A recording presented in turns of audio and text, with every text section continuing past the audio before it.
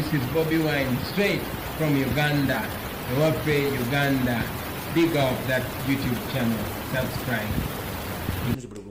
Nange ndi bulungi mwebale kubeerayo nange gyendi so nno bwe nva osaagala kubalwisaayo nnyo okujja kusooka okuyisaawo akalango ndyoka ngende ku kiggulalo gy'ekyaleero.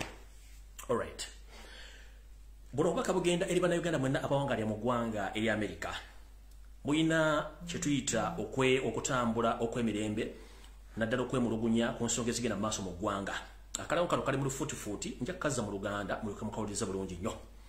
Alright, akalango kano kasumbuye kati: human rights violation, kidnapping, torture, human trafficking, extrajudicial killings. Mwenna mugenda kuŋŋaanira ku kitebe ekikulu eky'amawanga amagatte kye tuyita UN headquarters. Date April 1st, 2022, time 11 a.m. to 4 p.m. American time. Essente ez'okubatambuza ziri $6 zokka. Nkiddamu, bannayuganda mwenna abawangalya mu ggwanga erya Amerika, mutegeezebwa bannammwe ab'enkyukakyuka abawangalya mu ggwanga erya Amerika, naddala okusingira ddala abantu b'e Boston n'ebitundu byonna abasinga mu Amerika, mutegeezebwa nti ejja kubayo okwekalakasa ng'ennaku z'omwezi lumu omwezi ogwokuna kussa mujja simula mujja tandika ssaawa 5 ez'okumakya, mujja kumaliza saa 10 ez'akawungeezi. Otambulamu n'ensimbi mu nsawo za $6 zokka ezigenda okukola ng'ebyokukola ki ez'okutambuza. Mu bintu ebimugenda okuba nga mutunulako okusinziirako okusimbako essira kwe kuli okukiwamba abantu ekiri mu Uganda, okutulugunyizibwa, okukukusa bannayuganda wepo, n'okutwalira amateeka mu ngalo n'okutta bannayuganda okusukiridde nnyo mu Uganda. Akalango bwe kati bakasoma so mwenna bannayuganda abali mu ggwanga erya Amerika nga muli wamba mu kikoleko. Abantu abalina okutuukirira okukola emirimu gino oba okubabuulira ki ekigenda mu maaso kuliko Princess Lavia nga ali ku ssimu 857 2.348. Kuliko n'omukulu ayitibwa Julius ye ali ku ssimu 13475678. Kuliko n'omukulu ayitibwa Raymond ye ali ku kasaze oba kasaalaba 17 abantu amujja kumaze bafuna bulungi nnyo. Akalango keyo kennyini saagala muntu atategedde saawulidde. Mwenna abantu abali mu Amerika buli ssaza ddawo osinziira mugende mugezeko okwekalakasa ku nsonga ezigenda mu maaso mu ggwanga erya Uganda. Kati nno ngenda tandika n'ekiggulalo gi. Okusookera ddala njala kwebaza bannayuganda bonna nga sinagenda na mikwano gyenjala otumirako wano ebiri akensuso. Njala tumirako omukulu gwe bayita Mwami Anani. Mwami Anani nkulamusizza nnyo webaliko gyotuusako nga n'okwagala enkyukakyuka wepo n'omukyala asangibwa yonna kifuma gwe bayita Ajat Moshimoshi. Ajat Moshimoshi nkulamusizza nnyo webali kutambuza njiri webali kwagala ggwanga ate webali kwebereramu webali oteeterera. Kizibu nnyo oba si byangu nnyo okusanga abakyala naye nga ate oyagala ensi yo ate nga bw'otambuza information okwagala ensi yo. So Ajat Moshimoshi enakifuma nkulamusizzaako wepo ne muganda wange Anani nawe nkulamusizzaako mwebali kwagala nsi yammwe mbalamusizzaako akensuso olw'ensonga nti mutambuza enjiri ate ne mutegeeza abantu ki ekyokukola. Awo nno weŋŋenda okuva ntandike ekiggulalo gy'ekyaleero. Ekiggulalo gy'ekyaleero kigenda kutambulira nnyo ku mulamwa ogw'empisa n'obulombolombo n'ennono bwe twalina okuva edda. Era njagala kutandika n'ekiggulalo gi. Ntumidde ku bannayuganda mwenna baagala ekiggulalo gi kanyumiro kanako ekiggulalo gi nti mwebale kaagala ate mwebale katambuza. Era njagala tandika n'ekiggulalo gi kino nga mbategeeza nti akalango ke mbateereddeyo waliwo bannayuganda abaasoma okukola ebifaananyi n'okukola video kye tuyita videography ne graphics. Era nkulamusiza muganda sigenda kwogera mannya ayakoze ebifaananyi bibiri ebya post ebya TV Lumbuye Broadcasting Services. Pona akoze ka graphic video akokoze akaliko Lumbuye Broadcasting Service. Abantu tugenda bukozesa maase mu sensories bene bekyuse kubanga nze buli mugwange njala tambuza information etaliko edit etaliko producer nze musasi nze musomi ate nze nga weereza. So nja kuba mu maaso nga tutuse mu sensories nja kuba tuteekawo omukuto ogujja kubeera for real mu Uganda buli muntu ng'asobola okubanga awa amawulire amatuufu galina okuba so siga bulimbalimba tetwagala mu edit amawulire gajja kubeerawo. So ekyo mukitegedde tukibakonye mujja kitegeera si kyaliro kubanga tukyala ebintu bingi nnyo. Omanyi bwanga tuli mu dduka ddeno ddeeri tetwetagisa kuba nti ate otudde wamu ng'otadde empumirwamu bwe giwunye nnyo ng'odde bwe giwunye nongedde so tukyali mu dduka tetunnateerera ye ensonga obuvumbulo bwendaga nti nze saagala kutiisibwa ensonga nakiza neba information. So right njalo bebaza mwe n'abakoze graphics ezo n'abakyakola ebintu bingi nnyo njalo bebaza nnyo akensuso ngoba nnyo balira ddala. Kati ekiggulalo gi challenge ala mutagingire Catholic Church of Uganda. Njala mutagingire abazadde mwenna abali mu Uganda. Njala mutagingire bannayuganda mwenna bulungi nnyo ntandika ekiggulalo gi kyaleero.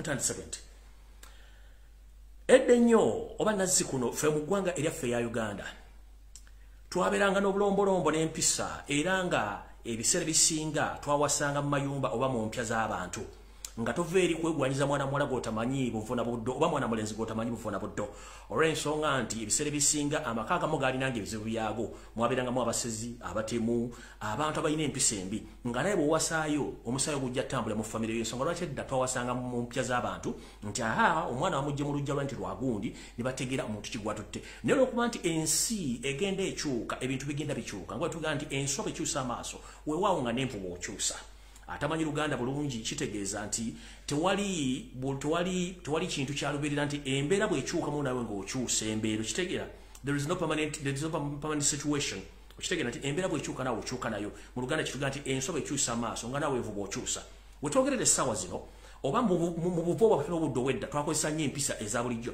kyofula nti mu Uganda mu Africa ne mu nsi yonna ekifo oba obwakabaka eb'ekitundu ensi gye bayita Buganda twali twakulaakulana dda okusinga abazungu omulaba nti Amerika Bangereza nga Buganda yakulaakulana dda ebyenfuna ebyobukulembeze ebyempisa z'abantu obulombolombo n'eneno nga tubulina era nga twaniriza buli muntu yenna gy'aba avudde okujja twegattako era akulira wamu abantu bangi balina empisa nnyungi nnyo naye nga si Baganda olw'okuba nti bakulidde mu Buganda kino kyajja kyeyolekera era n'abazungu bajja okuleeta eddiini baasooka mu Buganda ng'empisa weeziri obulombolombo n'ennono era kyali kizibu nnyo abasajja bano kukyusa bajjajjaffe okubazza ku ddiini kuba balina eddiini gye baali bakkirizaamu olw'okuba nti bw'osomesa omuntu ategeera era obulombolombo bwakyuka mpolampola ne tudda ku ddiini n'eddiini eno simbi kubanga ffenna tetumanyi wajjajja twava bajjajja ne bajjajjaffe abaatusookawo be bamanyi engeri ensi eno gye yatambulamu ekituufu Katonda gy'ali ku nsi era atulaba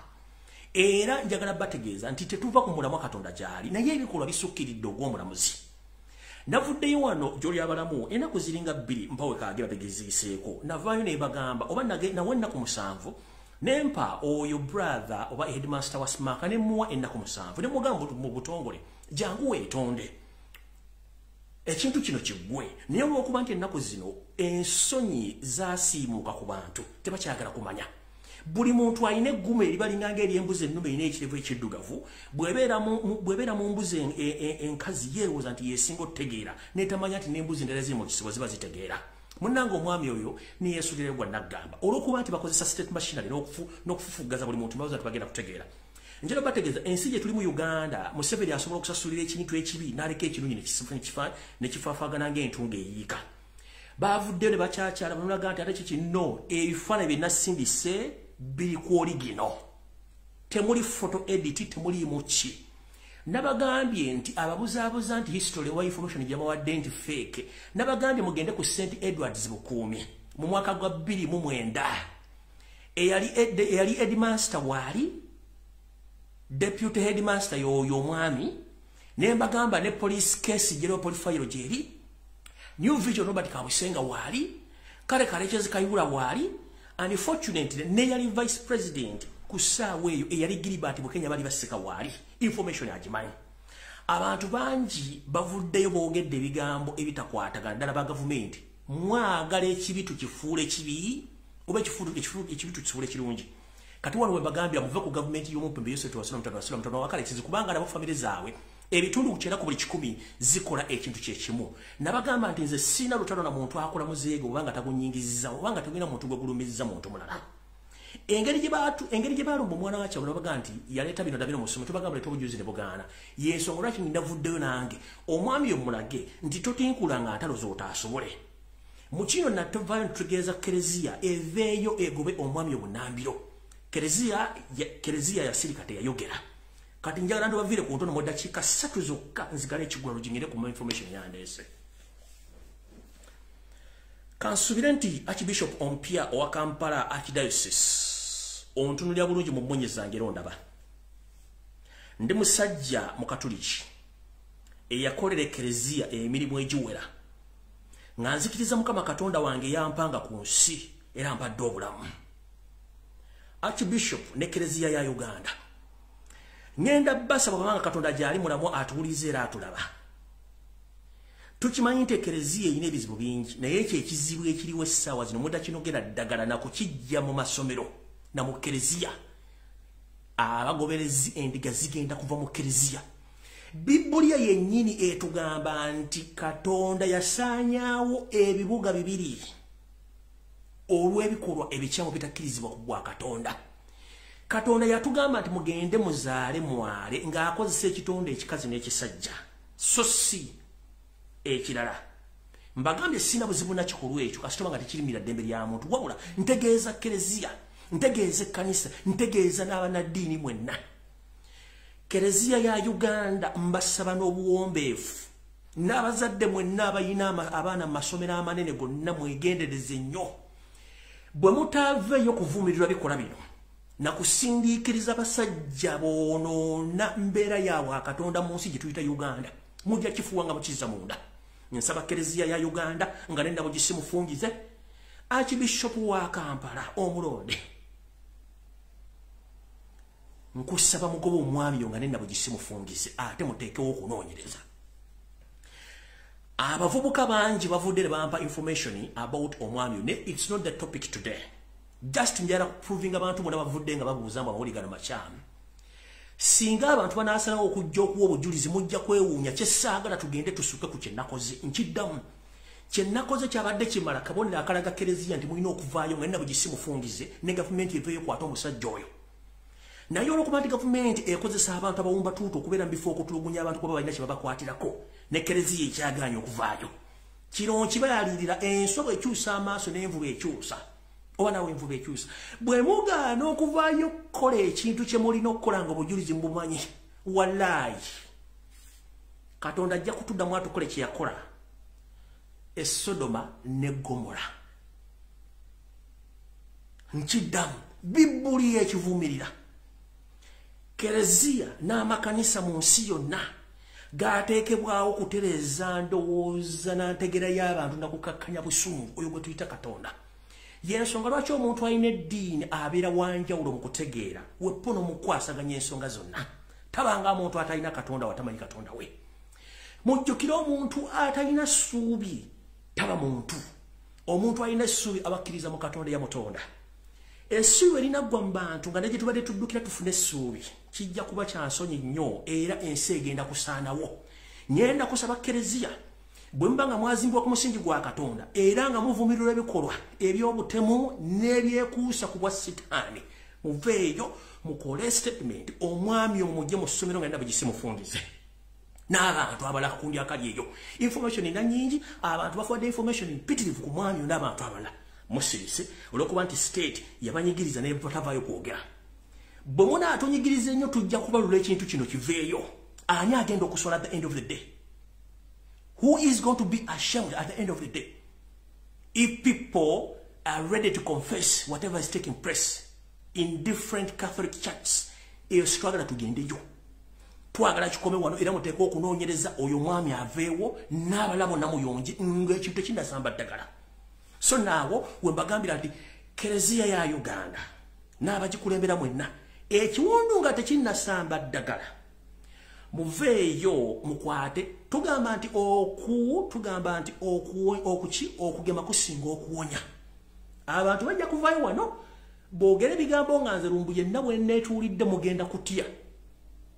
Nja kuba neetuulidde ate nga kisekyaddamu kwogera kigambo kyonna.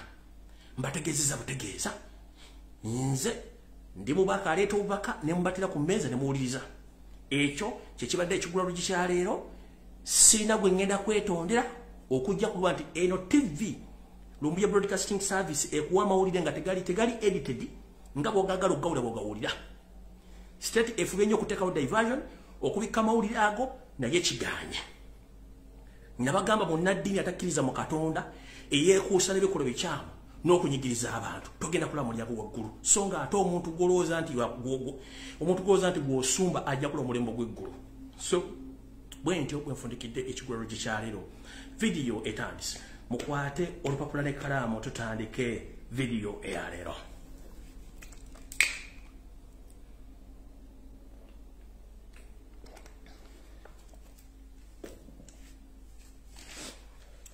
Nga sinatandika njagala muntagingire Pastor Mono.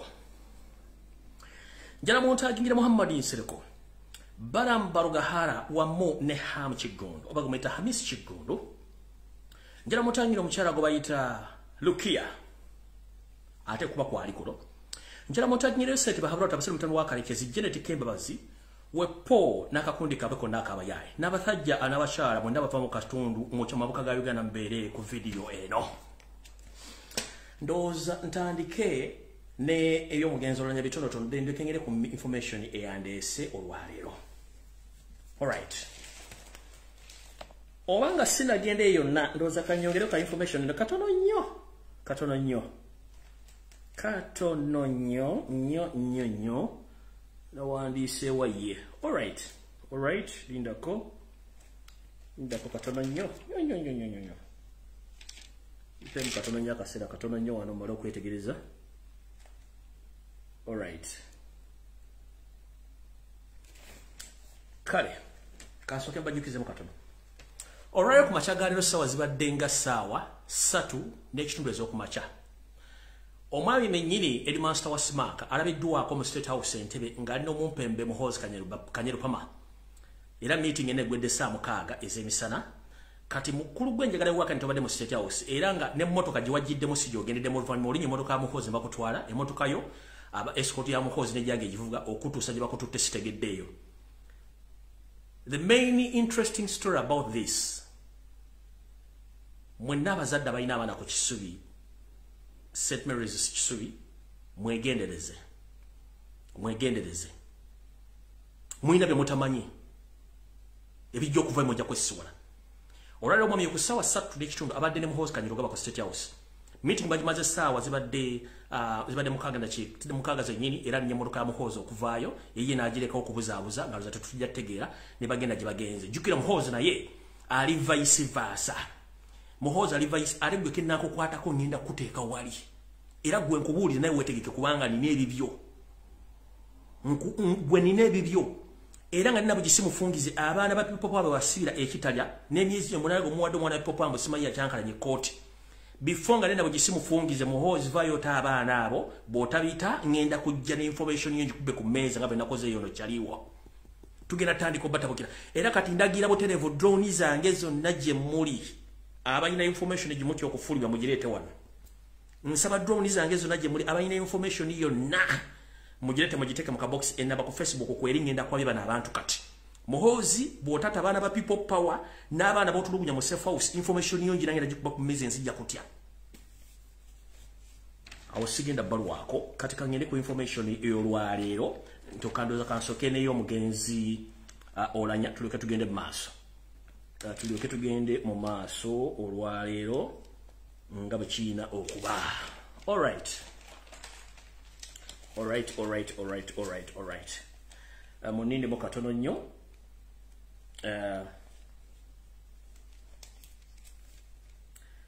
Muninde mo katono nnyo. Alright, tutandise bwete. Mwenna abajjukira obulungi Yoseti bahabura otabasira mutano wa Kalikezi ensi yatemuzezedde ensanga bisibe ali ku panic ey'amanyi etabanga mu bulamu bwe. Agezezzaako nnyo okulaba ng'azibiikiriza ebikolwa eby'obutemu mu Uganda naddala nga wobutwa abantu naloza tugenda tegeera. Amawuli mugalaba nange ngalaba ntuwa information ekisokera ddala. Njala sooka tuzeeyo akatambi mabega kye tuyita flashback. Mujjukira nti omugenzi Jacobo olanye bali omutwala mu ggwanga erya America baakozesa ennyonyi empangise. Nene bwogenda kugolola Moses n'okebera ennyonyi yonna kebere ya ambulance etwala omuntu okumujja mu ggwanga Uganda mutuusa mu ggwanga erya America. Tesobola kuba nti eweza n'emitwalo egiwera 20 egya $. Tesobola kuba nti eweza n'emitwalo 2 kagibe 10 tegiweza kebere nga mpangise egya $. Balo bateekawo akawumbi kamu mu obukadde 7 ne tukireka. Yoserike nnyini n'abagamba tusindise Chief Justice, tusindise Anita Among, tusindise Tata Wolanya n'omuganda Wolanya wali kitaawe ne tusindika ne Nobert Mawobe. Kati njala bagamba muti mugenda kutya bana abasajja bafere era njala mukwate kalamu n'olupapula. Njala mulize. Munange omugenzi Jacobo Olanya abadde speaker w'eggwanga Uganda gano ge mawulire amatuufu agamukwatako. Ekituufu kiri nti nze kino nkyogera nyengo omusezi agule siyane tengenda kulirako bantu bange gwe kiruma kikunuguno ogende wetugire ku munyanya tunakujjako enkya tukusiikire mu bye tunaaba tulya tulabe kyekidda kubanga sigwa abaasoosa okubanga onugunwa bijja banuguno ate nga mbitegeera. Yoseri kuno mmanyi kwoli, Janet kwoli, Mau kwoli, TV station ema member parliament mwena kwemuli ntandise bwenti munange omugenzi Jacob Oulanyah bamutwala mu America ngorede ebitundu 85 ku buli 100 mufu kaloka kwali kubuzabuza obutajja abantu kubaletera suspicion to muntu yafudde ati muntu sa mu America omwami orode yali half dead mu America mateka kafuge gwanga lya America omuntu bwabeera unconscious oba ngali 90% unconscious nga tasobola kusayinga ado kwogera ebisere bisinga takirizibwa kusayinga oba kuwandika ekintu kyonna olw'ensonga bamanyi ali bweru wa kutegeera kwe so n'olw'ensonga eyo ebinava mu kwogerwa mu kufa kwa Oulanyah konna byonna bifu Oulanyah tasayininga ko kigambo kyonna njakiriziganyiza ne bivudde mu kkebero omusaayi gwe nkiddamu omugenzi Jacob Oulanyah ebintu byonna empapula ze basayininga nti Oulanyah yali sayininze ne next of kin amubeereddewo ku lulwe byonna bwefufulu fake bitia tutandise bweti abantu abagenda abo tebamentioninga mu yadde nti mwalimu omukazi wa Jacob Oulanyah yagendeddemu olalo media n'ag'omunkubo agataliiko bikoola gatugambanga nti sekama wa setteeserezo lyaffe gwe tuyita Jacob Oulanyah omugenzi yali talina mukazi ng'abakazi abeesonyiwa olw'ensonga nti mukazi we gwe yazaalamu abaana baali baayawukana nga baakita ng'aleetayo bano bakawundoka ku by'eddinisa bajange enkya ontakuleka ogende nga baleeta kati munnange kirabika Jacob yalinayo omukazi nga state emumanyi naye nga naye state agent wulira emboozi Jacob yalinayo akayanzi ke yalinayo ekiwonjolo kyo kyeyali awujja naye nga ne state ekola ki ekimanyi kati mu bantu abagenda ku lukalo babasomera abagenda ku kulwadde Oulanyah olukalalo lumuwa luno teyaliiko ennamusa etuuse ku nnyooge tugenze mu maaso munnange omugenzi bwatuuka mu ddwaliro bwe bamutuusa mu ddwaliro eyo bano ekyabatwala kwe kukyusakyusa obujulizi n'okubuzaabuza eggwanga kiki ekyatta Jacob Oulanyah but ekituufu kiri nti omugenzi Jacob Oulanyah yaweebwa butwa obwamujja mu nsi owoomera buli abangi ne Museveni gyalogeramu okuba nti afuna obulamu n'okulogera bannayuganda bawunzika wetwogerera empapula zonna ezigenda okuleetebwa ezigenda okusomebwa nga ekintu ekyatta omusajja oyo byonna bifu kubanga omuntu gwe batwala okusayininga empapula zino munnange mukozi wa State House era Museveni yalamanyi tetusobola kumanya ku tracinga muntu ono yagenda mu kavuyo kano nti tumumanye njagala Museveni n'abayaayi bammwe muveeyo mubuulire ensi who is Patricia Lakidi who is written on the will of Jacob Oulanyah or the next of kin who's Patricia Lakidi or Patricia Lakidi.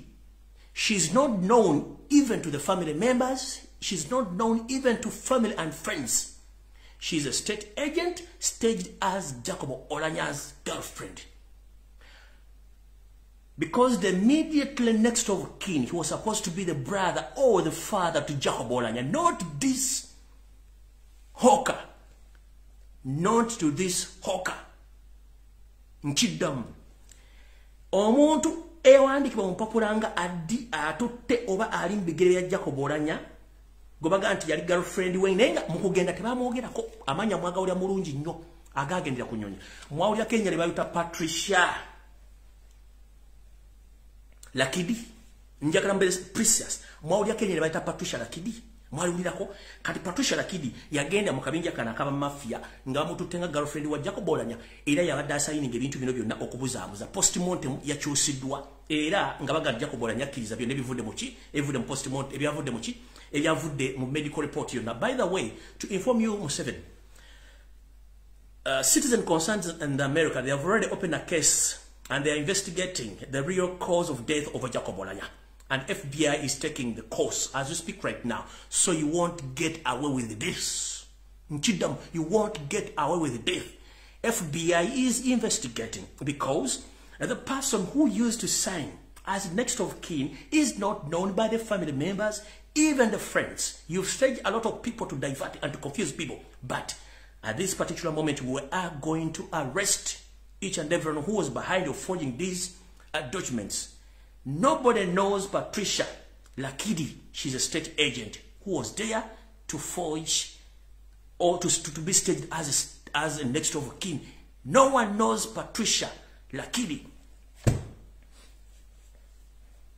njala bategeza abooluganda bakona b'emikwano mujjukira bulungi omugenzi Jacob bwe atwalibwa mu ggwanga lya Amerika ngatategeera amateeka mu Amerika gasoma gati nti omuntu bwe batategeera takkirizibwa kusayininga ku mpapula zonna kubanga batategeera era nebyasayininga batabitegeera n'olwekyo basaba omuntu oluganda lwe oba mukyala we asobola okubeerawo nga waali asayininga ebintu bye ku lw'oli omuntu atategeera ku bantu Museveni bye yasindika kwaliko Mau Chief Justice kwaliko Anita Amongi batugamba baba ne brother wa Jacob Olanya dozo ba yeye kubagamba oba tata kuba tata omomangu nyo tetumanyi lwaki tata wa Jacob Olanya ngaseka butuzi yalina okusayininga empapula ezo ku lwa mutabani we state yaleetawo ekiwojjolo kya Jacob Olanya ekitamanyishidwa kye bayita Patricia lakini kye kyasayininga empapula ezo.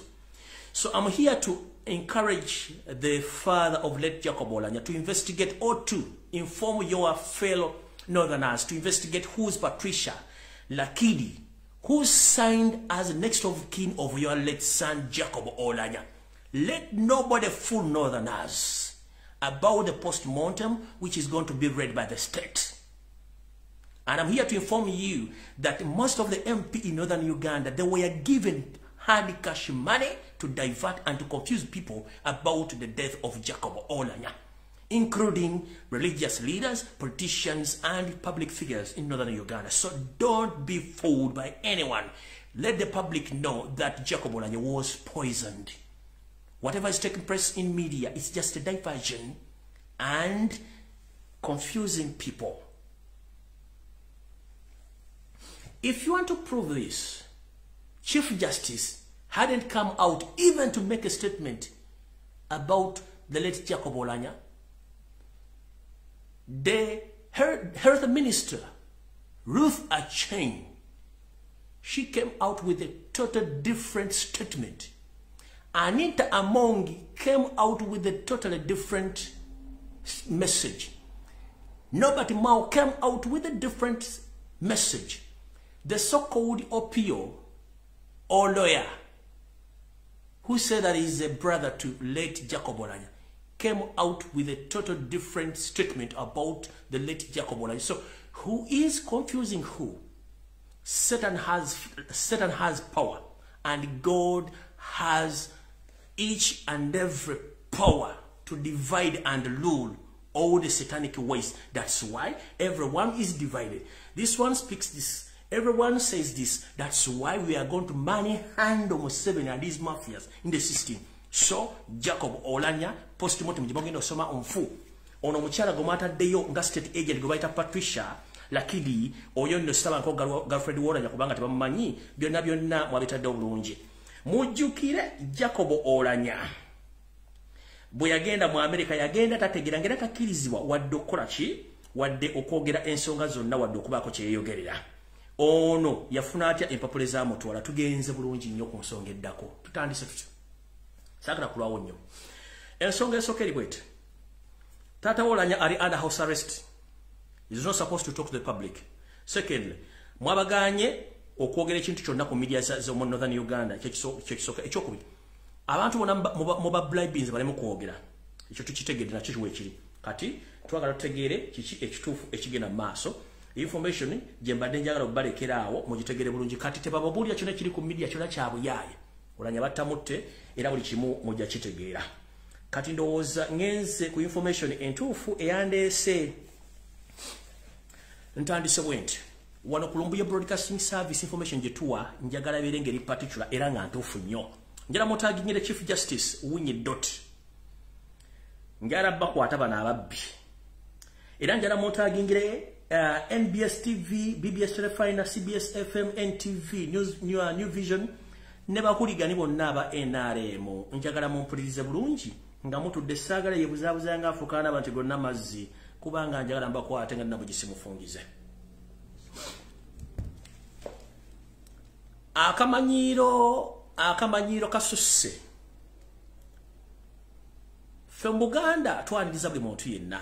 Naye akamanyiro kasusse bannanga abasajja ba NRM Museveni mwewumuzeeko. Museveni otuuse n'okwetega.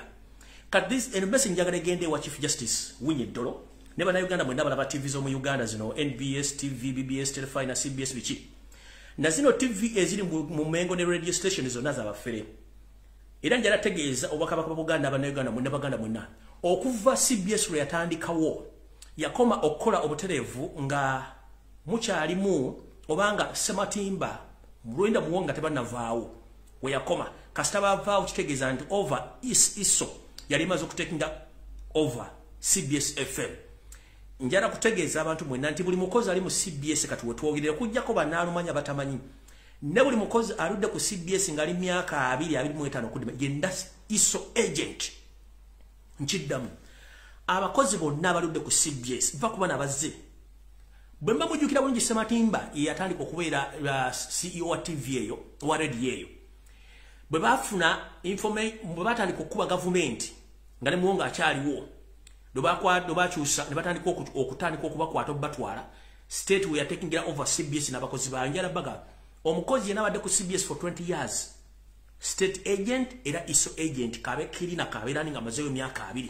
temusubira kigenda kuddakawo imana kibagenda okuwandika bonna kabere producer kabere editor kaberani kabere program director kabere comedian kaberani nga for 20 years bonna bakozi ba state era bakozi ba iso ntandise bwenti kino nchogera nga ntudde wano mu maaso gammwe omusajja Chief Justice Wigidoti yavaayo naye simba butogo obwe muli bubeeramu enyanfa n'agamba nti basajja abanupu ebagenda ne beekalakaasa naye ng'ate kabaka waabwe baamutwala n'alinnya ennyonyi y'obukulembeze n'agenda okumujjanjaba ne tuga kyali kikyamu era n'avumirira nnyo Abaganda naye ng'ate yeerabidde nti omusajja yakuliramu okwekalakaasa yali musajja wa mu Northern Uganda eyo era ensi mumanyi munnange lwatero libusa nga nfulumya information y'ono musajja deodorant Blaza deodorant ono HM wa Simaka bwe nafulumiza information ye ne beesansa bagakuba nadde mazoba y'amanda mu mbugo bwe naba y'amanda mu mbugo ne bagezaako okufulumya information ey'omujjira n'okubuzaabuza ensi nga maze okwabya Father deodorant ono aluganyira musajja alina ebikolobero bingi omujja okulya nabo mujja kukwata ku mutwe Radit libusa state netandika okusindika information ng'ebuzaabuza amawulire etya twali tuliawo nga bagambye nti omukulu Wigidoti yeetondedde Ssaabasajja Kabaka n'Obuganda njala tegeeza ensi yonna ekyo kikyamu effululu Wigidoti eyayita Ssaabalamuzi w'eggwanga tanneetonderako Buganda wadde Ssaabasajja Kabaka ekisooka nga bwe yasinziira ku mutimbagano omuleereetu kye tuyita social media ne bamukwata akatambi ak'ebigambo ga kennyini ebigambo biva mu kamwa ke ng'agamba nti Ssaabasajja Kabaka yalinnya ennyonyi y'obukulembeze gwanga namutwala mu Germany okufuna obujjanjabi era Abaganda bantu babi nnyo abataagaliza era abaagala okuba nti abantu abalala bafeeba ekyo nno kyali kikyamu mukulu Wigidoti nga bwe wakola omulimu ogwennyini gweyita Chief Justice njagala oveeyo busimbaalaala oba butoogo otandika okukola akatambi ke kamu kewakola nga weetondera Ssaabasajja Kabaka n'Obuganda ne bannayuganda bonna ku nsobi n'okulumiriza ebigambo ebikyamu bye wakola bw'otakikole ojja kuba wayya amanda mu mbugo kubanga Abaganda otumanyi tetusonyiwa buuza omugenzi Militoni obote kitwamukola naawe ojja kiddamu era ojja kwewunya ekiki ekigaana enkoko okulya ekyeggulu oba embuzi okusaba akaboozi ekiro tugenze maaso ku mitimbagano state gye yakozesezza state yennyini yagenze maaso n'eragira emitimbagano gyonna giwandiike nti Wigidoti yeetonze era NBS Natasha Broadcasting Service yavudde newandiika nti Chief Justice yeetonze eno BBS Telefine yavudde newandiika mbu omusajja yeetonze CBS nevayo negamba NTV ne New Vision bassebo ne banyabo Chief Justice musajja mukulu ategeera tulina ebibanja ku mutimbagano gya social media Chief Justice alina ekibanja ku bwenyi bw'ekitabo gye tuyita Facebook njagala muŋŋendere ku bwenyi bw'ekitabo oba njagala muŋŋendere ku muko bw'ekitabo kya Wigidoti musangeko ebbaluwa empandiike ya Wigidoti gye yawandiise nga yeetondera Obuganda teriyo njagala mugende ku kibanja ekya Twitter kwekiri munoonyeko baka Wigidoti bwe yawandiise tebuliiko Wigidoti yasembye okuteeka obubaka ku kibanja kye ekya Twitter ng'ennaku z'omwezi 21 omwezi ogwokusatu obubaka bwe buno era tekuliko kwetondako nga yeetondera Obuganda ne Ssaabasajja Kabaka kati yeetondedde luddawa yeetondedde nnyina yeetondeddeyo seri yeetondedde ani never ever fool a fool before fool fools you do you copy sir Chief Justice never fool a fool before a fool fools you tosiriwazanga musiru ng'omusiru tannakusiriwaza tukimanyi media zonna mu Kampala zikolera state esimu emu muwandike kino nga nozizirete engalabi zijja zimputa bajja batambula bati balinga embaate zisudde ebyana mu mwala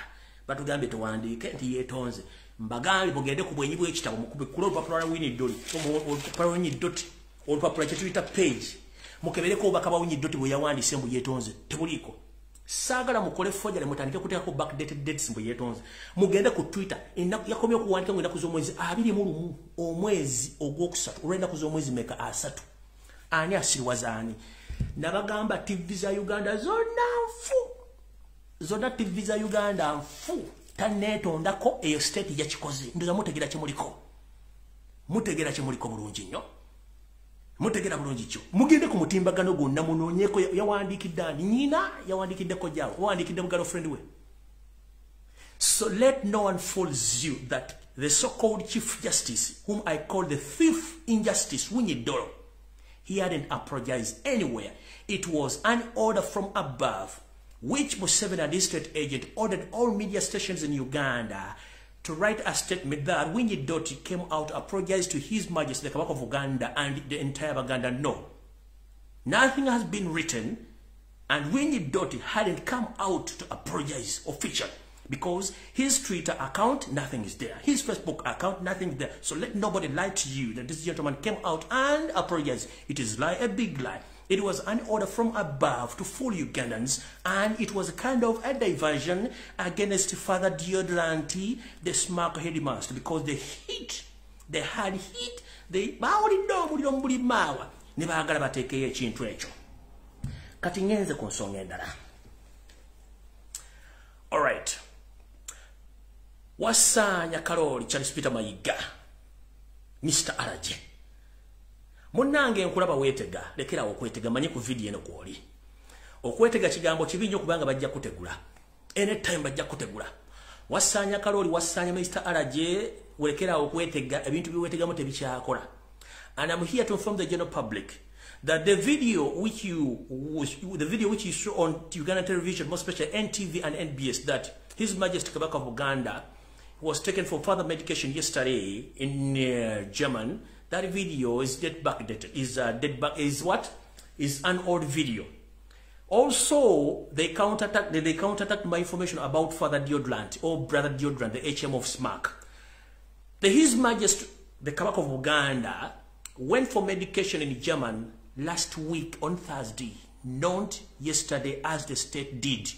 That was responsibility of Charles Peter Mayiga to counterattack my information or to decrease the pressure on the media. It is a lie. It is a forged information. That is an old video. Njala tegeza bana Uganda mwenda.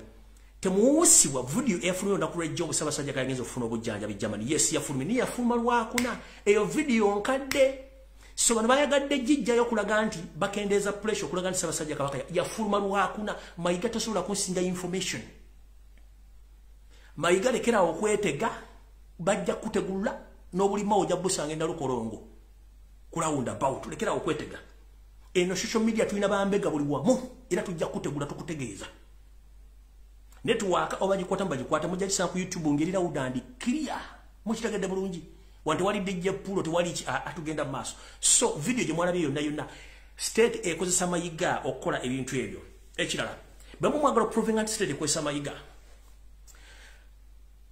twabudde ntoga Mayiga vayo tegeze eggwanga ng'ovumira ebikola bya Winnie Doro yagambye nti ate simanyi mbategeeza nti enyonyi yagenderamu yali yakeeremu kyokka Kyakoze. So tribal sentiment Kyakoze teyagitaddemu kubanga kye bamugambye okwogera kati nabagamba brain is a monk. You can't force me to utter any statement without my consent. Nze siweebwa bigambo okubyogera. Mayiga lekera okwetega bakuwa ebigambo gy'obyogere. One thing people understand about Mayiga. One, he's a Munyarwanda, a state agent in Uganda. Two, he staged there to traumatize Baganda. Hatia. Ndukuvide kontono. Nabagamba nti ebitundu 9 ku buli 10 abaana bali mu makomera baana Baganda. Naye nga 70% of them bali ku misango gy'ekusa ku byobufuzi. Mayiga tachongerangako kubanga is part of the crew ewa information y'abantu bakwata. Oranye yafudde tata naga nti omwana yafudde butwa era ne bagamba twagala kumanya banoza ne babuza twagala kumanya lwaki buli muntu wafa avaayo nga akulakulanye mu mutta mu Buganda ndi yali avyo na kola statement Mayiga. Have you ever come out publicly and asked the government why the so-called Buganda public figures have been assassinated one by one and you can't even mention? Lastly was the late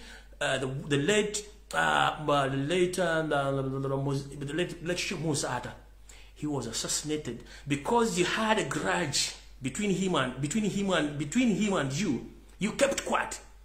Kubanga yakuyisamu egali. That's why you can't talk to your state agent. Nabala banji bafudde. Gwengo osirisi atengo maine bagenda bata notabagamba. So ekitufu kiri nti omusajja ono Peter Mayiga mwete ziyete zira yetega nga mulaba ali mu kwetegere gwanga akole ebintu ebyayagala okukola. So tuvumira kikola ky'abaana baganda okubanga bali makomera teri akyogerako. Batulugunyiza teri ayogerako. Baba seteri abogerako kyokka bali mbo wakabaka bali mu Uganda Ewaffe bwatudde. Amataka bagabye teri abogerako. Concentration camp zatandise mu Buganda teri akyogerako agawumbidde yena akalula amaaso mubulye kwambala busuuti bwawula bibanja nataka lya Buganda tata kyayogera nakwetega mu media ekyo kyakimanyi bulungi nnyo kenajja mukulu ngenda kwambula si kye kindeeso lwalero kati njala mutagingire omukulu gwe bayita Mondo Muhammad Nsereko Barambarugarahara ne Hamu Kigondu eyabalula esiridde.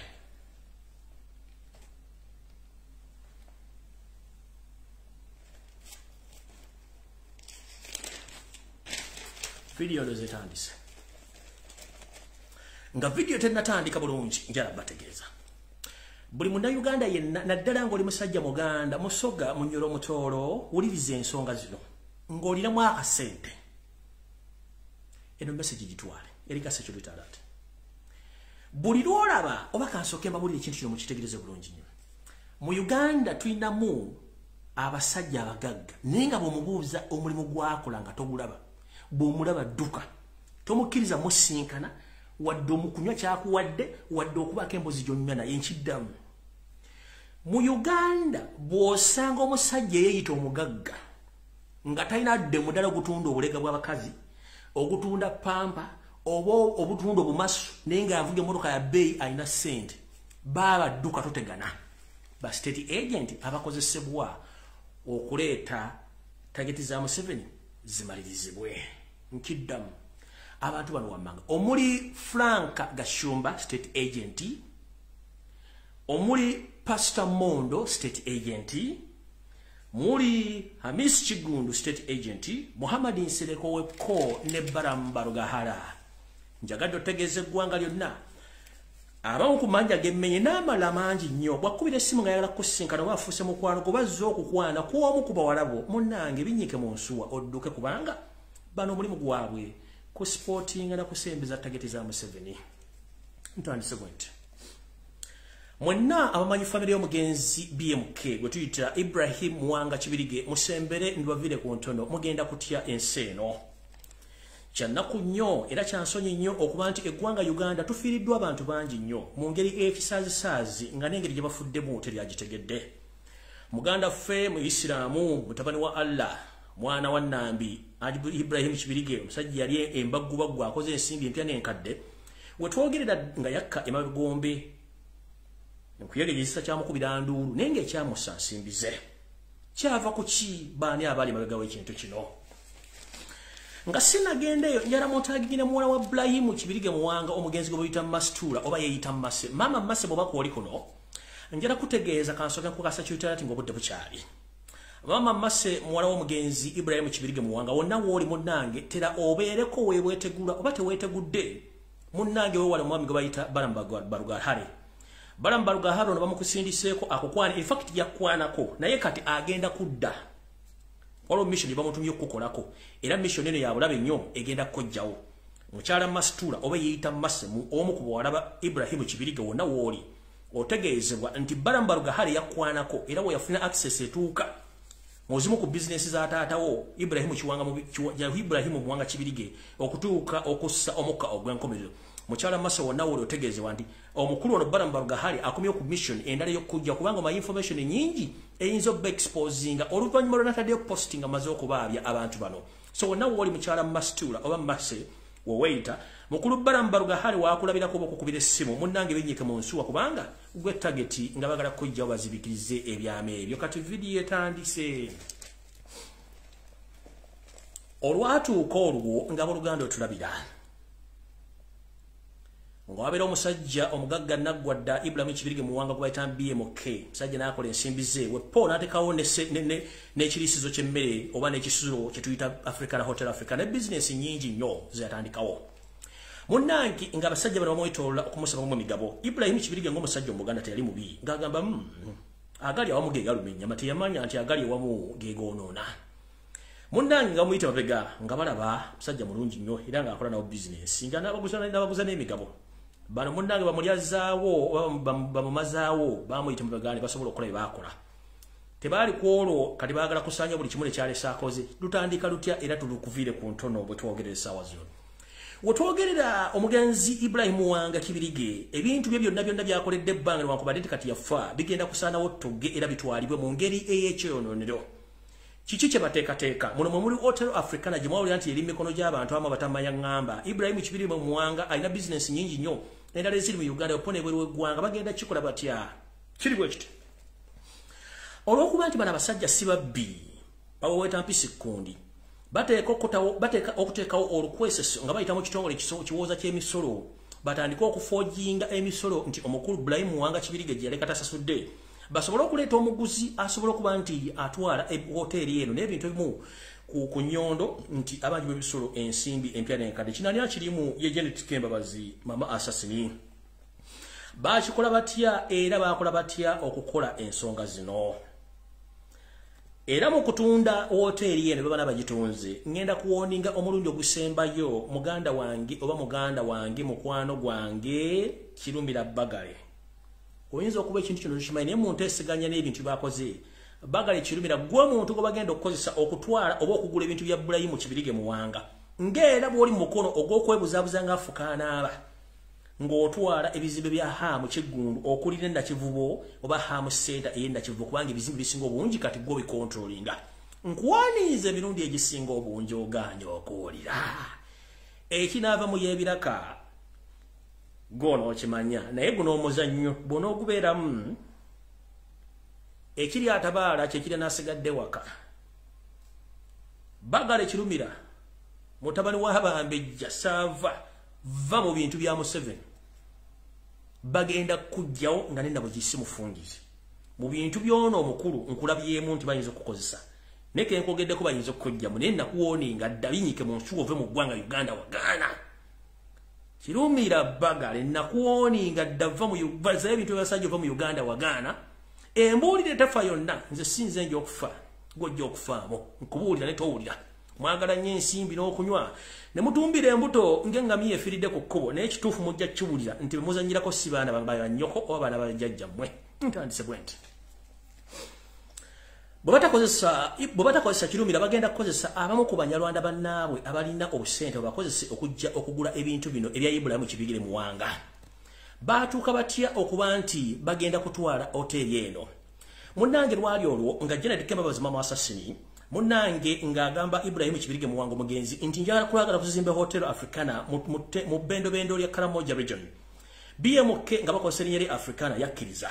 Kati mule mu kukkiriza okwo omukyala Janet Kembabazi ng'agenda mu banka nga yawolayo omusimbi omuyitirivu mu mannya ga BMK era ng'atandika okukola hotel eno etannamalirizibwa eri mu bitundu by'amambuka ga Uganda mu Karamoja region.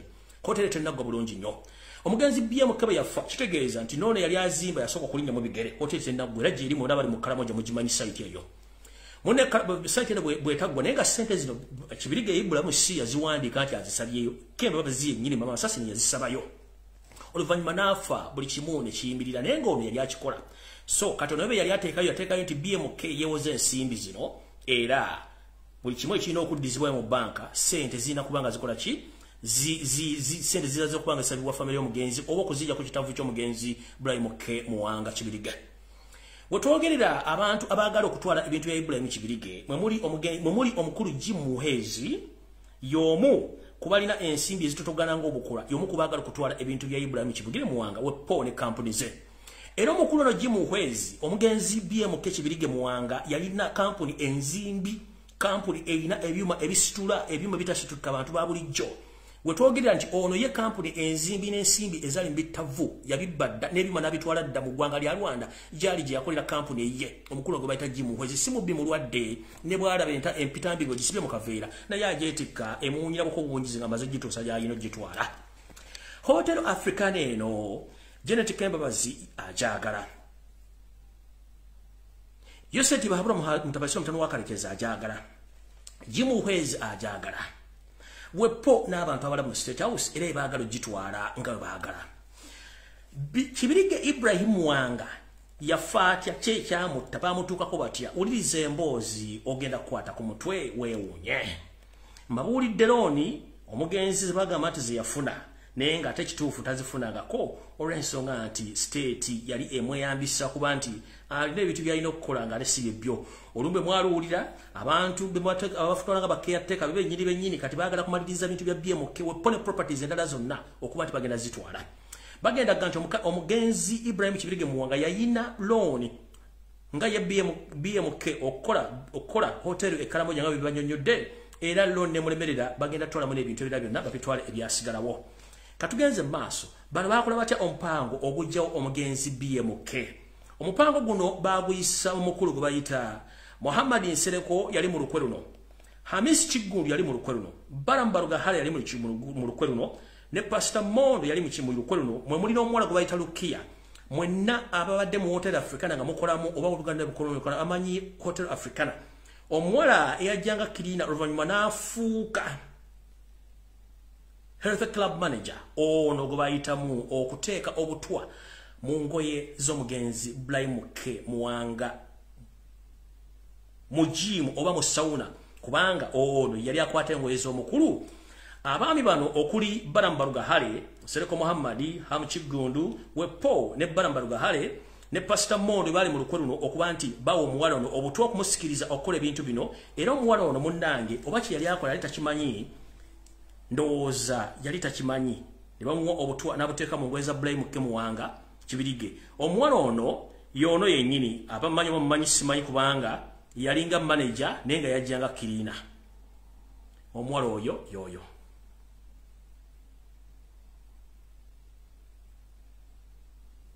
manya geero kia kifaananyi muyinza obutakitegeera kambawo ekirala simanyi kati waali oba naye baamukuba omuggo n'avaawo kuba gavumenti mugimanyi bwekukozesa ng'ekojjawo.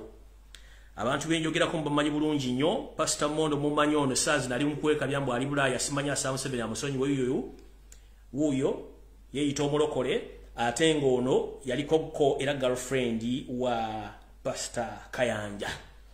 Mondo bw'oba oyagala ensi ekwononekere mpulira ka audio kongo sasime bakusonyiwa Museveni akuyambe. Mondo gwe ne history ne Pastor Kayanja nawe njirina n'ebifaananyi mbirina.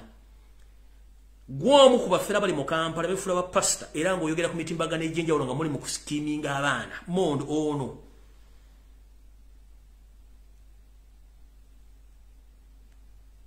nono nvubuka mu Miss Kiggundu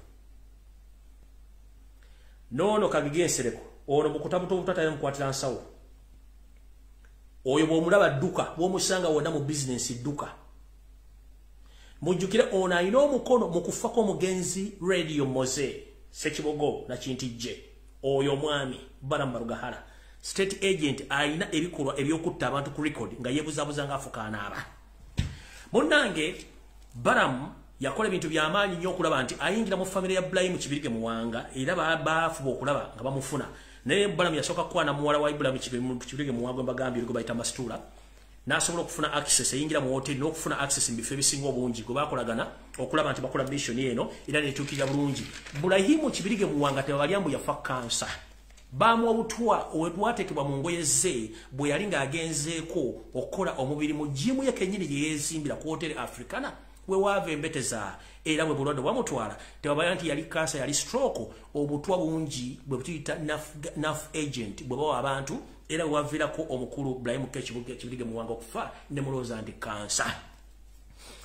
Omwana ono Lukia Baramu, Pastor Mondo, Muhammad Nsereko, be bantu abali mu lukwe olwawo omuwala ono obutwa olwatu lwatekebwa bulungi okuteeka obutwa mu ngweza Bulamu Kibirige Muwanga ali mukola mukajjuzaamu oba mukwejjamu entuuyo oba mukwejjamu ekko mu hoteli gye yezimbira mu health center nga bakozesa omuwala Lukia. Omwala Lukia n'akwata obutwa n'abuyibwa mu ngweza Bulamu Kibirige Muwanga. Jukira omusajja mukulu ono bavudde mu gym bavudde mu steam bath bwaveri yesimulawo katono nga ayambala saati obutwa bwatandikira awo mukulu natandika okulwala n'azingama okutuusa lwe yakkirira ekaganga nenga mumwalabanga kansa nenga kyali butwa obwava mu ngwezi bamuteramu. Era omulimu guno olwaggwa muwulirize bulungi nnyo mugenda kutya. Omulimu guno olwaggwa abantu bano basasulwa akawumbi kamu ak'ensimbi nga Genetic Kebabazi kennyini yakwata ensimbi zino ne bazigabana abantu abonange basomeredde akawumbi kamu ke basasulwa okukola omulimu gw'okujjawo omugenzi Bulayimu Kibirige Muwanga. Nkiddamu akawumbi kamu Genetic yasasula abantu bano abampembe okujjawo omugenzi BMK Ibrahimu Kibirige Muwanga akawumbi kamu ak'ensimbi eza Uganda ng'omulimu guwedde. Ngenze maaso.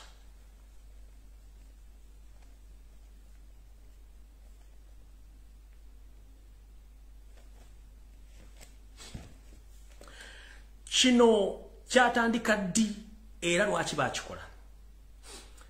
Meeting ezatuula zebayita eza Tusi Dynasty bakimanya nti omusajja n'omukazi omuganda ne bw'omunyikiriza otya asigala mu byenfuna okujjawo abaganda abantu tusooke tuggyeko amapeesa agabadde gasobola okuwanira Uganda n'Obuganda nga bajja oli mulimu muno mwe mwalina okuteekawo abamawulire otandika okukola amawulire amafu.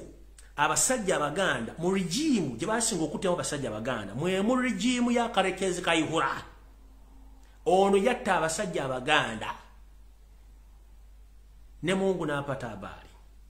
Muno omwo mwagenda n'omugenzi Kasiwukira era nga Kayihura yakimanyako bulungi nnyo yali mukono guno naye nga yakikola nga oda z'omukulu Salimu Salewepo ne Genetic Kebabazi okujja amapeesa ago.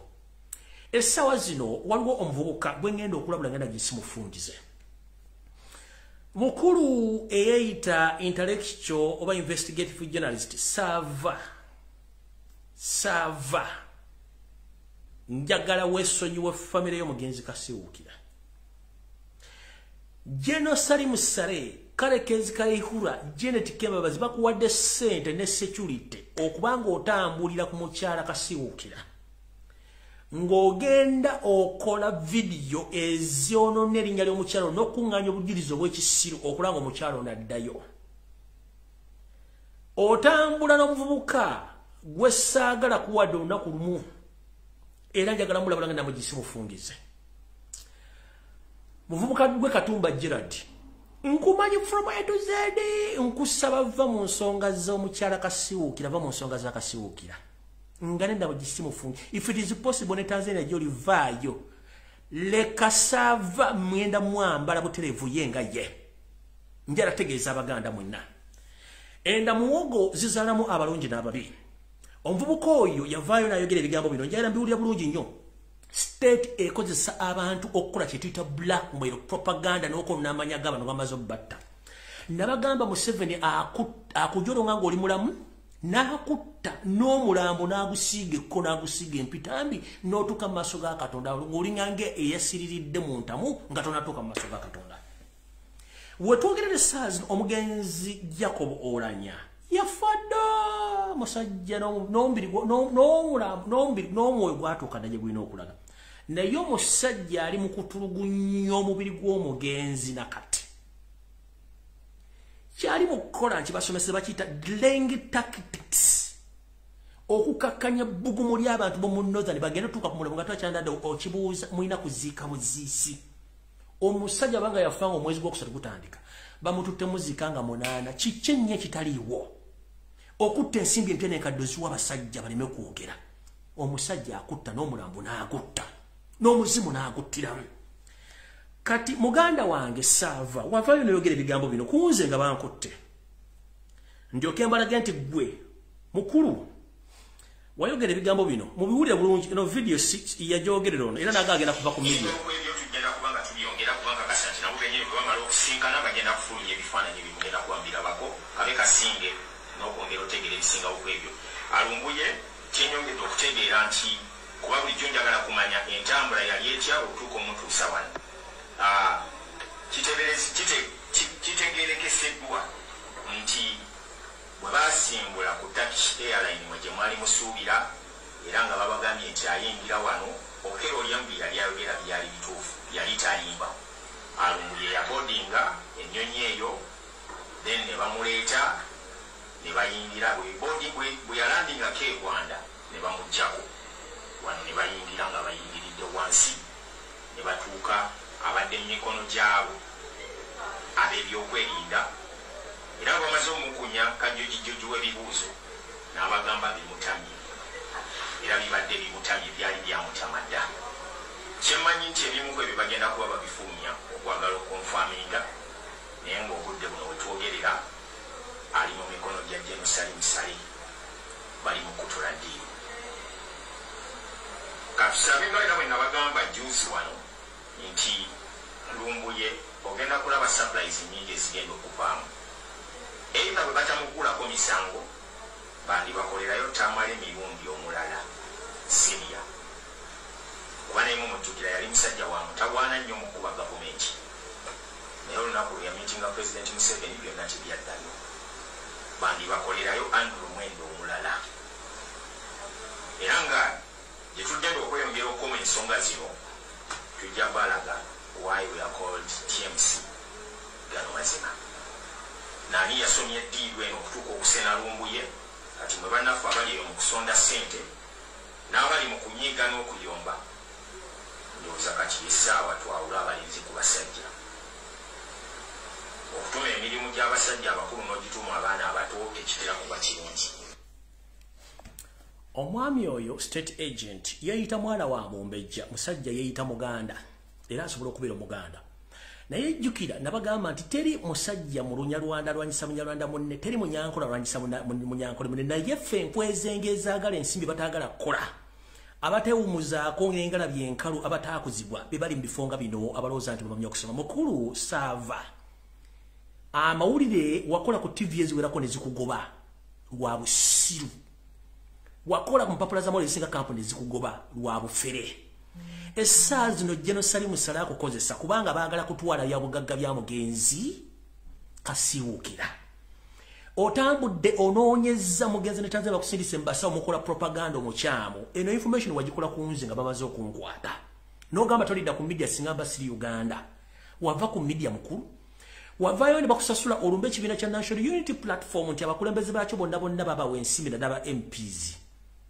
era obujulizi obuyina obujulizi tewabuleeta n'ogamba nti omumyuka wa president wa National Unity Platform omukyala Zena Zedriga bamuwa obuwumbi bw'ensimbi era mukozi wa state era obujulizi obuyina tewabuleeta tukimanyi Museveni akozesa empumumpu z'akayinja nga mmwe okujja okulya mu baganda bannammwe ne mutuvumisa olw'okuba nti mwagala ensimbi ez'okkakeeka wanjogerera amafuukule nze n'enkuleka naye va ku famire ya Kasiwukira yafa bw'oba olina oba kintu ky'obanja mukyala Nabikolo oba famire ya Kasiwukira nkusaba ogenda okisaba mukyala oyo ng'obudde bukyali akikuwa naye nkulabula ebintu by'olimu tomanyi bunene bwabyo Kasiwukire baamutta Kayihura yaliwo mu meters nga 5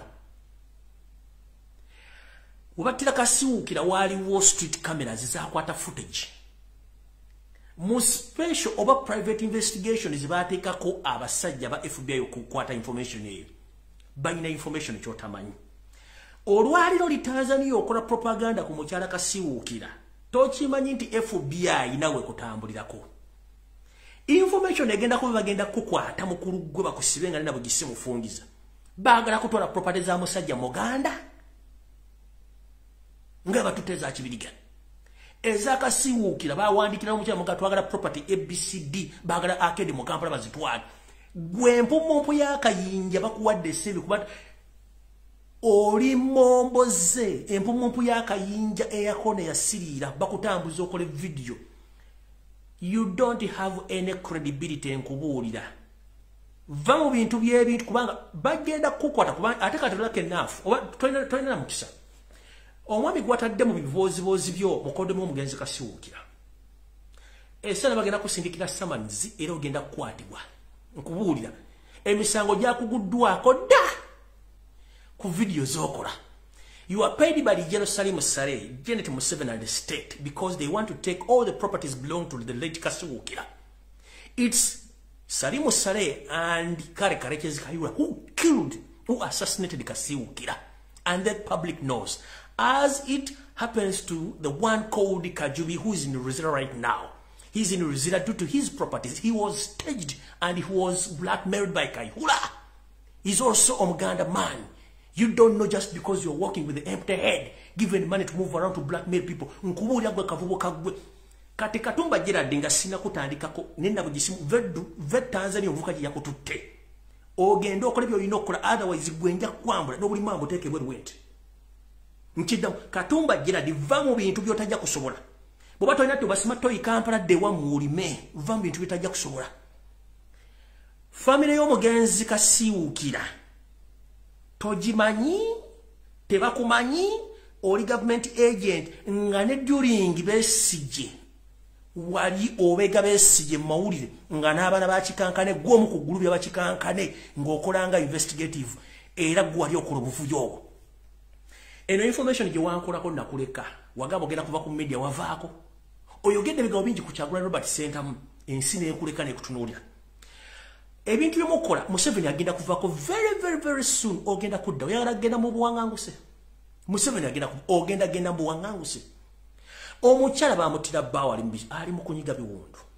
Mwana mulenzi okinda bakuwadde sente oli Tanzania ogenze mbasa Abaganda obakolako interview wagenda Banyarwanda eno bagasimanyi mukyala Kasiwukira yattamu kwano gwa Kasiwukira mwembusi okoze buli kintu. Muganda wange samani zijja waliwo omuntu gwa kutomo kya mu family ya Kasiwukira atayagala kumanya bagenda kusitula bagenda kusika. Katumba Gerald get off the hook before it's too late. Gwe nkusaside nkugambidde ovaako ng'obudde buki kubanga gwe nkumanyi nnyo nga sina kwambula. Bwe mba temulina ssente mugende mulime ettaka lya bajjajja mukyeriri.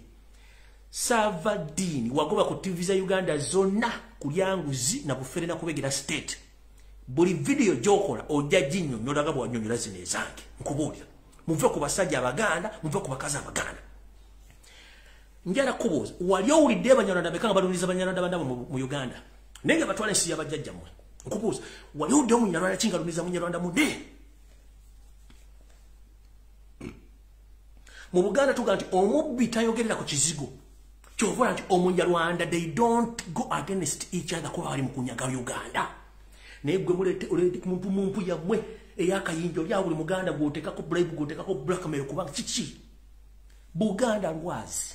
Bana Abanyarwanda banajja bakola buli fujjo bagenda kuvaawo twali tulaba banene mirembe engalo.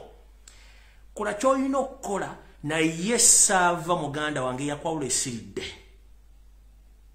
Eyakwawula esiridde. Omukyala ali mbulubyo bwa bbaawe bamusiba eruzira mu bintu by'ekisiru.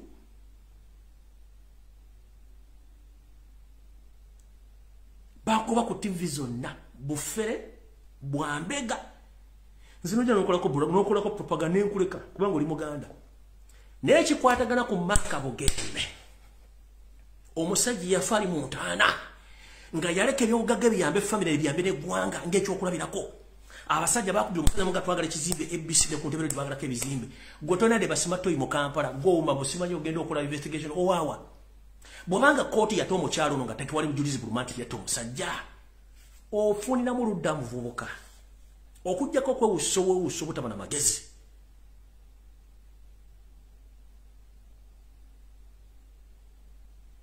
Lwaki mumalimu mu biseera olw'obusente enensi tekungulwa tugisalako bukyazaako wayagiviira tuli mukka teri Munyarwanda aluba Munyarwanda munne okujjako Muganda okuluba Muganda munne.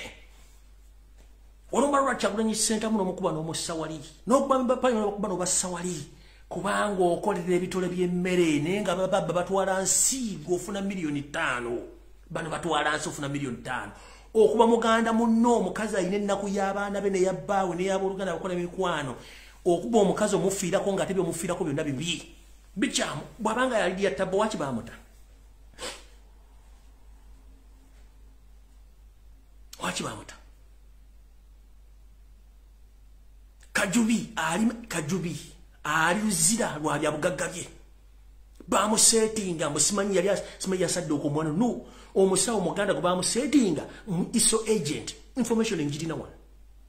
Kayihura njagala ovento wa setting Kajubi. Kubanga wali mwalina deal ne Kajubi nga Kajubi asula supermarket musajja mugagga nnyo. No yagala mukole deal ne mukola deal omusajja nabanga alina properties ezimu ne mwagala mutwaleke ebintu byonna ne musetting omusawo muganda iso agent. Ebwe yogerere wali. Ekyo lozo tukimanyi kale Kayihura kale kizi Kayihura. Kwa kanyine kale kizi Kayihura. Ono father deodorant. Ono father brother deodorant was smart headmaster. Video nebifaananyi baabibwa omusajja gwe bayita Robert Kabushenga ku Duke Vision nomugano bifulumya. Kati saza mu public simanyi waliwo Photoshop buli mu Photoshop. Yenyini ali ku program gwe bateka nga ate njala babuli yakinjala mustegere mwana bana Uganda baliko. Temuddamu kuuliza ba blogger ba NRM. Ekisooka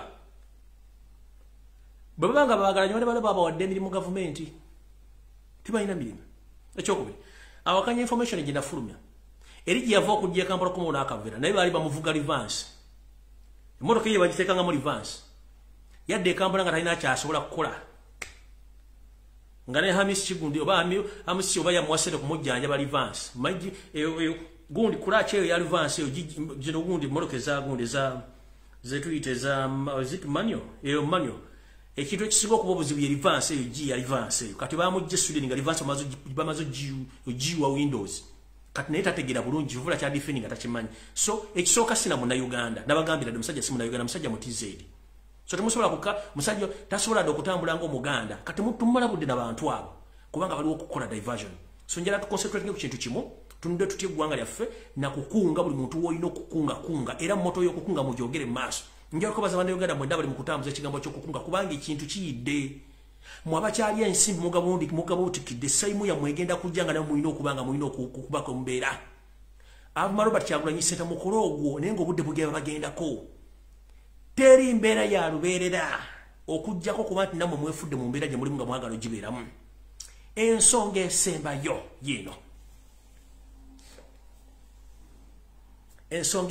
yino gyera mugiwulirize ekiri atabaala nga bwe bagamba kyekiri nasigadde waka gwe muntu yenna alowooza nti ebintu ebikolebwa by'okutulugunya abantu tebikwatako bijja kukwatako navudde n'enfulumya video nga batulugunya mwana mulenzi immediate effect ne bamutana bamusuula ku ddwaliro tetumanyi gyali essaazi naye nga yasoma tuse bameka abali mu bintu by'okutulugizibwa ng'abatulugunya Abanyarwanda bajja kukwata omwana bamukole ekintu kyekimu bajja kukwata omuntu bamukole ekintu kyekimu lwojja okutegeera nti ensi okutulugunya gyekuli wetwogerera essaawa zino abakalamojja bali mu kufa ng'ebiyenje banaye musabira abakalamojja and I'm calling upon all the international community, most especially the media, that is BBC, CNN, Al Jazeera, ABC, and other international medias. Please, we have a problem in Uganda. As we speak right now, our brothers and sisters of the Karamoja region, they have been massacred by the first son, Muhoozi Kainerugaba. They have been killed in numbers, but no one has ever came out publicly to stand with the people of Karamoja. Apart from Robert Kyagulanyi Ssentamu, the elected president of Uganda, and some opposition figures, most especially NUP leaders, but NRM, Member of Parliament, and the other opposition figures, they are silent about the massacre which is taking place in the Karamoja region. The first son recently came out and stated that the Karamojong are going to face the hell on earth. It's exactly what is taking place as we speak right now. He came out and diverted the public that those people were attacked by the Turkanas from Kenya. It is a lie, and that is false information. Himself and his forces, that is SFC, they are the one committing atrocities in Karamoja region because of the minerals. Please, we've tried our best, including the international journalists who have been investigating that incidents, but some of them that have been assassinated through stage accidents. Previously, one Sumi, she was killed, and another lady from the Swedish embassy also, she was assassinated through a stage accident. Last but not least, another lady, she was also assassinated through a staged accident. She was investigating about the ongoing massacre in Karamoja. So I call upon the international medias, please to come out with your effort or support to find out the catastrophes which are taking place in Karamoja, because our brothers and sisters in Karamoja are killed in numbers because they have failed to agree with the system, because they want to stay where they are and to stay on their land, but the state, they want to take over the land because the land is rich in minerals and other natural resources. So I beg and I call upon the international media, TV stations, newspapers, please to investigate deeply about the massacre and assassinating of Kalamajong in the northern part of Uganda, because the catastrophes are taking place. But no international media, no local media, and even the government is keeping quiet about these incidents. Our brothers and sisters have been killed and are still being killed by the state, but nobody is coming out to condemn the acts of the state, more especially the first son or the first son, Muhoozi Kainerugaba, who's now staging himself to becoming the president of Uganda over our dead bodies. Because as we speak right now, all Ugandans, we are Muslim. When it comes to politics, we are against Muhoozi Kainerugaba because the Muslims, they don't consume pork. So in politics as we speak, we are united against Muhoozi Kainerugaba. First and foremost, you are not a Ugandan. Secondly, you are not fit. Thirdly, you are an assassin. Fourthly, you are not fit anywhere and you are not near, because this is not a monarchy. So, all MPs from northern Uganda, we know that you have been blinded by the state to keep quiet about Olanya's death. The same applies to their silence against the atrocities which are taking place in Karamoja. But let me tell you one thing. Right now you are taking that money because Museveni is bribing you, but the next atrocity is going to come near to your door. Who is going to come out to talk about that? I'm telling you, people from northern Uganda, please come out, most especially MPs and politicians in Uganda, please wake up, comment and talk about the genocide which is taking place in Karamoja region. Media stations in Kenya, please try to investigate, because in Uganda we don't have media. All medias, we are compromised by the state. Nobody is going to come out to bring that information about the Karamoja region. But our brothers and sisters are killed in numbers. No one is talking about this. For God and my country, I'm stopping here.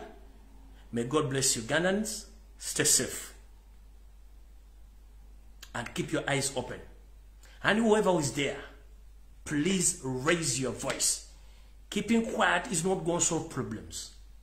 But the moment we demonstrate, the moment we talk about these catastrophes, at least we gain some kind of relief. But if we keep quiet, that means we are betraying our country and we are handing over our country to run this. Right now they're in Congo, destabilizing Congo. The same gentleman came out and staged forced other leaders of East Africa to bring Congo on board that Congo has joined East African community. Which East African community when you are killing Congolese in Congo right now? Which East African community is that? And I'm condemning all the East African leaders for not doing enough to save Congolese. Congolese are dying in numbers because of minerals. That's why we Africans, we are still behind. Reason being, we have all natural resources which can develop our countries, and each and every single partner of that nation gain in those mineral resources. But We are conspiring with the foreigners who are using black market to explore our countries, and we remain with nothing. That's why all Africans, they are moving worldwide as refugees. Why? We have each and everything. Ugandans, we are so rich naturally. We can use our natural mineral resources to develop our countries, but because we are led by foreigners, warmongers, war criminals, that's why we are not going to develop. We are going to keep getting out of our country, and we leave the country in the hands of foreigners or refugees. So please, I call upon all Ugandans, the East African community leaders, please condemn the acts of assassination or the genocide which is taking place in Congo and in Kalamajong region, that is another part of Uganda. May God bless Ugandans. Stay safe. Mwiraba.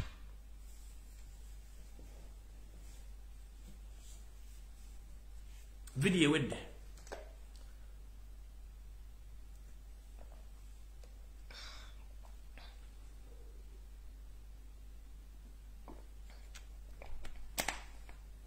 Video ewedde mukama bankumi natakumira mirembe.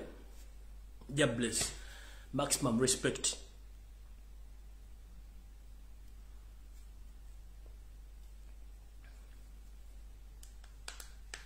Ewaffe Uganda, big up that YouTube channel, subscribe.